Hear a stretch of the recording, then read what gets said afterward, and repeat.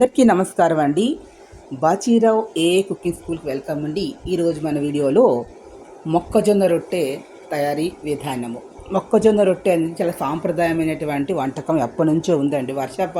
వర్షపాతం తక్కువగా ఉన్న ప్రాంతాలందరికీ కూడా మొక్కజొన్న ప్రధాన ఆహారంగా ఉంటుంది. తెలంగాణ ప్రాంతంలో, గుజరాత్, రాజస్థాన్, మహారాష్ట్ర వాళ్ళందరికీ కూడా ఈ మొక్కజొన్న రొట్టె అనేది చేసుకుంటారు. మన ప్రాంతాల్లో గోధుమ రొట్టె లాగానే, బియ్యం పిండి లాగానే అక్కడ మొక్కజొన్న పిండి. ఇది ఆరోగ్యానికి చాలా మంచిదండి. ఇందులో ఫైబర్ అనేది కూడా ఉంది. ఓవరాల్గా తీసుకుంటే మొక్కజొన్న రొట్టి తినడం వల్ల బలం కూడా మనకి చేకూరుతుంది.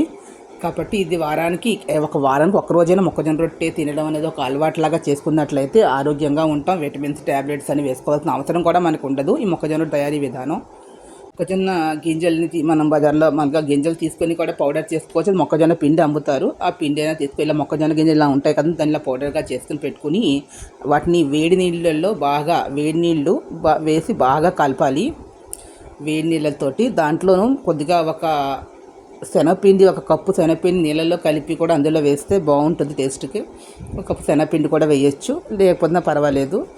ఈ మొక్కజొన్న పిండిలో వేడి నీళ్ళతో బాగా కలిపి ఉండలా చేసుకోవాలి. తగినంత ఉప్పు కూడా వేసేసి బాగా కలిపి, ఇష్టమైనటువంటి వాళ్ళు కొద్దిగా వామ్ పౌడర్ అయినా జీరా పౌడర్ కానీ వేసుకోవచ్చు, లేకపోయినా పర్వాలేదు. బాగా కలిపేసి ఉండగా దాన్ని ఒక అరగంట సేపు నానబెట్టిన తర్వాత ఒక అరిటాకు తీసుకుంటే మంచిది. అరిటాకు మీద ఉండని తీసుకొని దానికి నూనె కానీ నెయ్యి కానీ రాసి చేతితోటే బాగా కొంచెం చిరిగిపోకుండా బాగా అలా ఒత్తుకోండి.